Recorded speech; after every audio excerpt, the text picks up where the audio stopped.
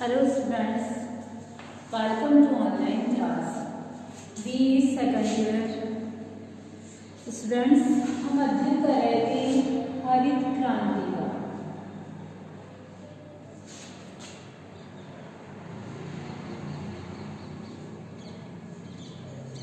इसका अध्ययन कर रहे थे स्टूडेंट्स हरित क्रांति का, जिसके अंतर्गत हमने हरित क्रांति का अर्थ, विशेषताएं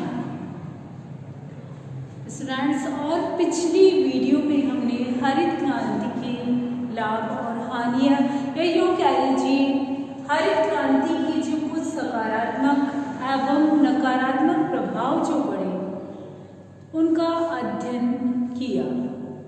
स्टूडेंट्स, आज हम हरित क्रांति से संबंधित या कोई भी जो सरकार के द्वारा कोई योजना चालू की जाती है, ऐसा नहीं है कि वो हमेशा सफल ही रहती है। उस योजना के अंतर्गत कुछ न कुछ कमियां या फिर आलोचनाएं जो है अवश्य की जाती है उसकी। तो हरित क्रांति के साथ भी ऐसा ही रहा है। हालांकि पिछली वीडियो में हमने जो सकारात्मक प्रभाव पड़े, यानी हरित क्रांति प्रारंभ होने के पश्चात हमारे भारत देश में गेहूं के उत्पादन में, साथ ही साथ जो अन्य खाद्यान्न हैं उनकी उत्पादन में वृद्धि हुई। किंतु स्टूडेंट्स, उसकी सकारात्मक प्रभावों के साथ साथ कुछ नकारात्मक प्रभाव भी पड़े, जैसे बेरोजगारी में वृद्धि हुई, असमानताओं में वृद्धि हुई, स्तरीकरण में परिवर्तन आया और भूमि सुधार से संबंधित जो कार्यक्रम थे वो भी असफल हुए।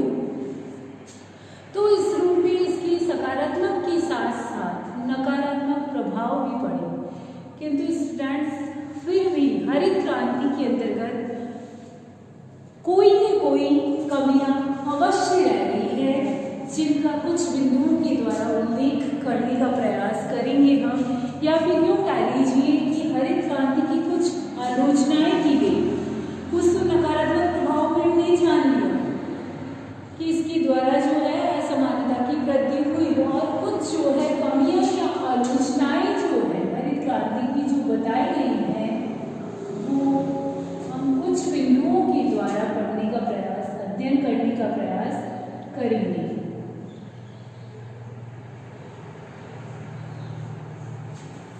कि हरित क्रांति में ऐसी कौन सी कमियां रही। सबसे पहली कमी तो मैंने आपको बताई थी स्टूडेंट्स, जो कि नकारात्मक प्रभावों के अंतर्गत भी हमने पढ़ी थी, कि हरित क्रांति के अंतर्गत जो भी सुविधाएं या साधन उपलब्ध करवाए गए, जैसे रासायनिक खाद, कीटनाशक जो पदार्थ थे उनका प्रयोग, उन्नत बीज इत्यादि का जो प्रयोग किया गया, वो साधन जो है सीमित मात्रा में ही उपलब्ध थे, और सीमित मात्रा में उपलब्ध होने की वजह से उनका जो लाभ है वो कुछ किसान ही उठा पाए। यानी सीमित मात्रा में ही कुछ किसानों को, लघु किसानों को या काश्तकारों को ही उनका लाभ प्राप्त हो पाया। इसीलिए क्या हुआ कि क्षेत्रीय असमानता में, साथ ही साथ वर्गीय असमानता में वृद्धि हुई, क्योंकि जिन लोगों को हरित क्रांति का लाभ प्राप्त हो गया वो एक उच्च वर्ग में सम्मिलित हो गए, और जिन्हें लाभ नहीं प्राप्त हो पाया वो कौन से वर्ग में सम्मिलित हो गए स्टूडेंट्स? निम्न वर्ग में सम्मिलित हो गए। तो इसी तरह से वर्गीय असमानता में वृद्धि के साथ साथ क्षेत्रीय असमानता में भी वृद्धि हुई, कि इसका जो लाभ है वो कुछ क्षेत्रों के लोगों को ही मिल पाया, हरित क्रांति का लाभ, बल्कि समान रूप से सभी लोगों को नहीं मिल पाया। साथ ही साथ क्या हुआ स्टूडेंट्स, हरित क्रांति के अंतर्गत जो अधिक उपज देने वाली जो फसलें थी उनका पैकेज दिया गया। क्या दिया गया? अधिक उपज देने वाली जो फसलें थी उनका अधिकांश से पैकेज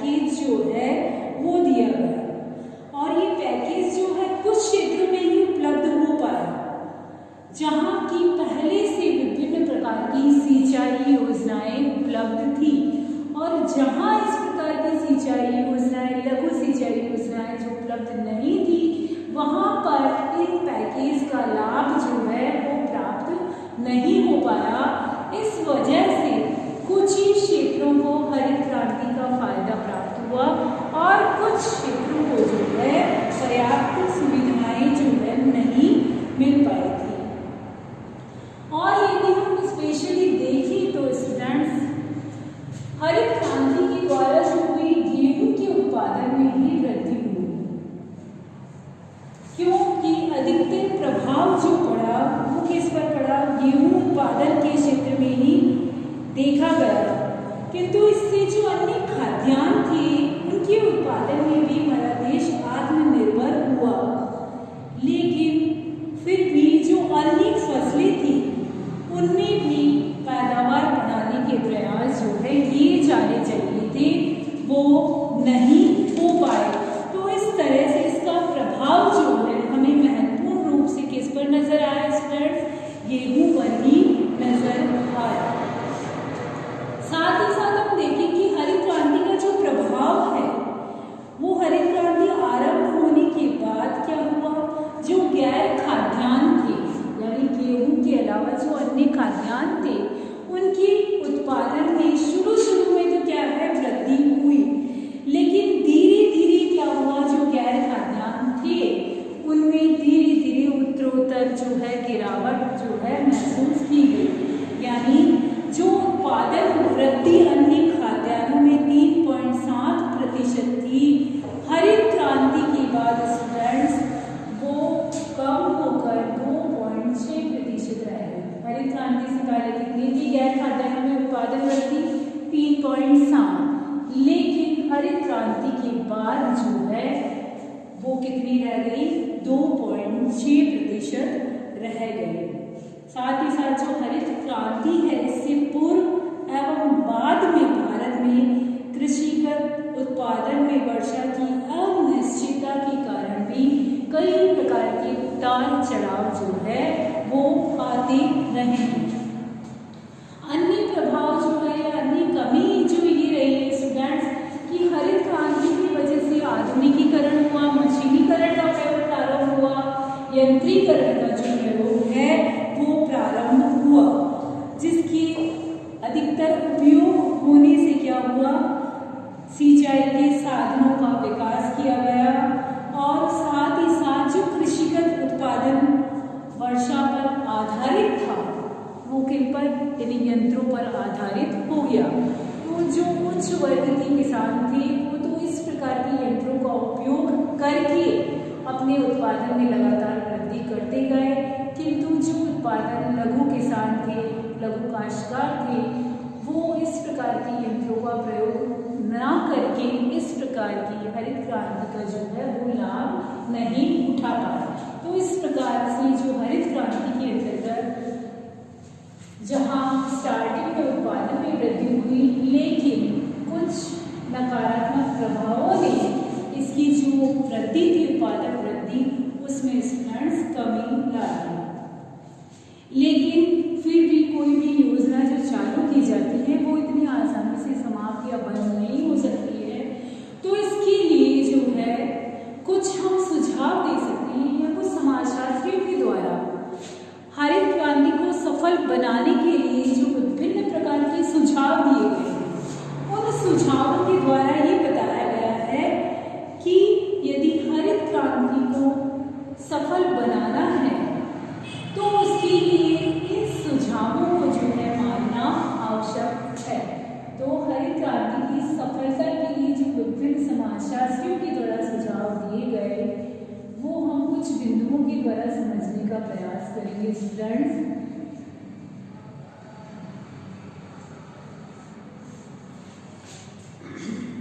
जैसे हरित क्रांति के पश्चात हमने देखा कि हमारी खाद्यान्न उत्पादन में जो है क्या बढ़ी? आत्मनिर्भरता में वृद्धि हुई। क्या वृद्धि हुई स्टूडेंट्स? खाद्यान्न उत्पादन में आत्मनिर्भरता बढ़ी। साथ ही साथ हमारी जो ग्रामीण अर्थव्यवस्था थी उस ग्रामीण अर्थव्यवस्था की समृद्धि बढ़ी, सुदृढ़ता में भी वृद्धि हुई और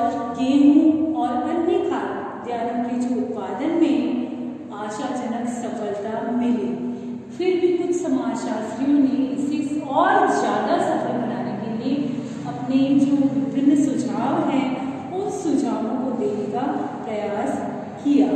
सबसे पहला सुझाव जो है उन्होंने हरित क्रांति के लिए ये दिया कि इसके लिए तो नई फसलों,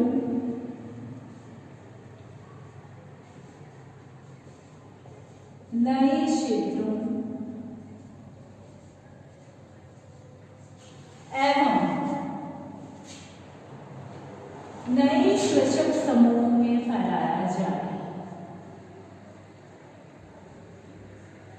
क्यों स्टूडेंट्स? क्योंकि हमने देखा कि कुछ किसान ही जो थे वो इसका लाभ उठा पाए थे, तो जिनको लाभ मिल गया उनके अलावा जो नए क्षेत्र हैं उन क्षेत्रों में और नए कृषक समूह के साथ साथ जो 6 खाद्यान्न थे, गेहूं के अलावा और जो खाद्यान्न थे गैर खाद्यान्न, उनके अलावा जो नई फसलें थी उन पर भी इनका प्रयोग किया जाना चाहिए। साथ ही साथ मिट्टी का पर्यवेक्षण किया जाए ताकि क्या हो सके, मिट्टी का संरक्षण हो सके, मिट्टी में कटाव, अपरदन इत्यादि वाली जो समस्याएं उत्पन्न होती है उससे मिट्टी का संरक्षण किया जा सके और फसलों का उत्पादन जो है स्टूडेंट्स वो बढ़ाया जा सके। सरकार के द्वारा जो रासायनिक उर्वरक जो उपलब्ध करवाए जा रहे थे उनकी जो दर है वो उचित दर हो, ताकि क्या हो, प्रत्येक किसान छोटा बड़ा छोटे वर्ग वाला सभी लोग जो है उनको खरीद कर अपने खेतों में, अपनी भूमि में उनका जो है प्रयोग कर सके। किसानों को जो कम ब्याज पर ऋण उपलब्ध करवाया जाना चाहिए।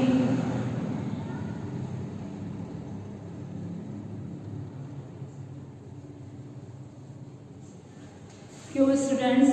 ताकि जो किसान है जिनके पास पूंजी और संपत्ति नहीं है वो कम ब्याज पर ऋण लेकर अपने खेतों में भी उन्नत बीजों, रासायनिक खादों, कीटनाशक दवाओं इत्यादि को प्रयोग में ला सके, तो उन्हें उचित दर पर ऋण की सुविधाएं भी उपलब्ध करवाई जानी चाहिए।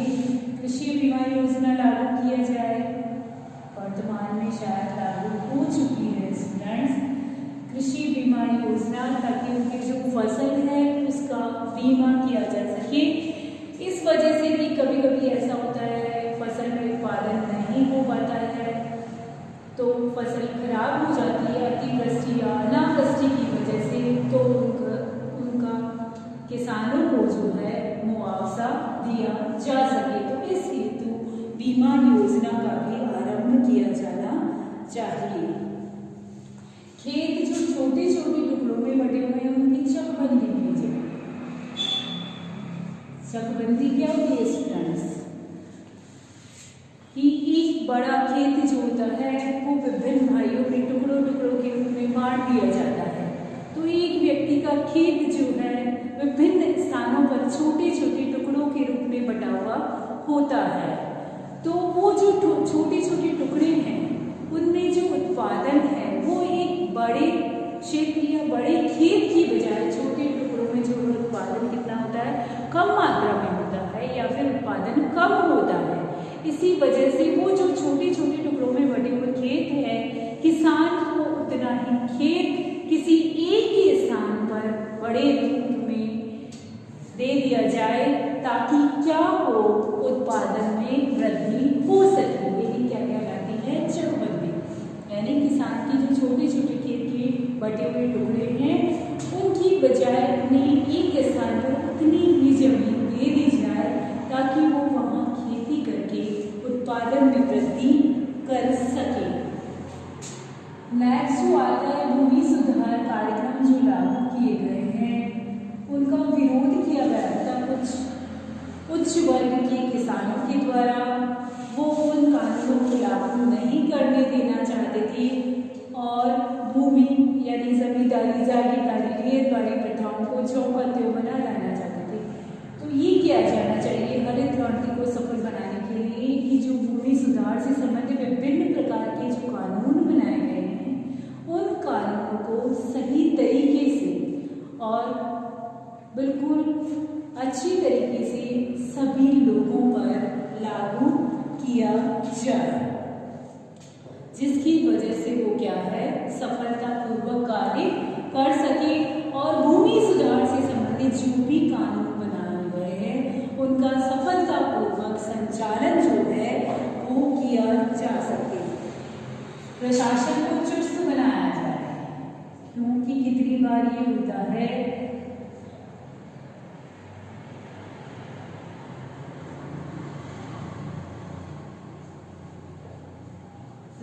कभी कभी क्या होता है, जो प्रशासन होता है वो प्रशासन ही क्या करता है, हर कार्य में ढिलाई बरतता है, कुशलतापूर्वक कार्य नहीं करता है। इस वजह से किसी भी सरकार के द्वारा चलाई गई जो योजना है उसका जितना लाभ जो है लोगों को मिलना चाहिए उतना नहीं मिल पाता है। तो ऐसे कुछ व्यवस्था की जानी चाहिए, जैसे हमने बताया कि भूमि सुधार कानूनों में भूमि सुधार कानून जो बनाए गए हैं उनको सही तरीके से लागू किया जाए। साथ ही साथ जो प्रशासन में जो भ्रष्ट व्यक्ति हैं और जो ढीले ढाले रूप में कार्य करने वाले व्यक्ति हैं उनको हटाया जाए, ताकि प्रशासन जो है चुस्त दुरुस्त हो सके, ताकि उन लोगों को, उन किसानों को भी लाभ मिल पाए इस योजना का, हरित क्रांति का, जो अब तक इसका लाभ प्राप्त नहीं कर पाए हैं। साथ ही साथ अंतिम और महत्वपूर्ण सुझाव जो है स्टूडेंट्स विभिन्न समाजशास्त्रियों के द्वारा दिए गए वो ये दिया गया है कि जो किसान हैं उन किसानों को यंत्रीकरण के बारे में, मशीनीकरण के बारे में जो है जानकारी दी जाए। यानी ये होता है कितनी बार जो हम जानते हैं हमारे भारत देश का जो ग्रामीण क्षेत्रों का जो किसान है वो पहले शिक्षित नहीं था। अब धीरे धीरे शिक्षा का प्रभाव, अन्य यंत्रीकरण, मशीनीकरण का प्रभाव जो हालांकि उस पर पड़ रहा है, किंतु फिर भी जिस समय ये हरित क्रांति लागू की गई थी उस समय ये सुझाव दिया गया था कि जो किसान है, गरीब किसान जो है, जिन्हें की यंत्रीकरण, मशीनीकरण, आधुनिकीकरण के बारे में जानकारी नहीं है, जो कृषि के नवीन तरीके हैं, नवीन साधन हैं, उनके बारे में यदि उनको जानकारी नहीं है तो उनको इससे संबंधित विभिन्न प्रकार की जानकारी जो है उपलब्ध करवाई जाए। साथ ही साथ जानकारी के साथ साथ उन्हें क्या दिया जाए स्टूडेंट्स, प्रशिक्षण भी दिया जाए। जैसा कि अब वर्तमान में अनेक जगहों पर प्रशिक्षण शिविर लगते हैं, वैसा ही प्रशिक्षण और जानकारी जो है उस उन्नत कृषि, उन्नत बीजों, रासायनिक खादों और कीटनाशक पदार्थों से संबंधित जानकारी दी जाए, ताकि वो पूरी जानकारी प्राप्त करके अपने उत्पादन में वृद्धि कर सके। और साथ ही साथ जो सरकार के द्वारा विभिन्न प्रकार की कृषि से संबंधित जो विभिन्न प्रकार की योजनाएं चलाई जाती हैं उनका पूर्णतया लाभ प्राप्त कर सके और खाद्यान्नों में आत्मनिर्भरता जो है वो प्राप्त कर सके।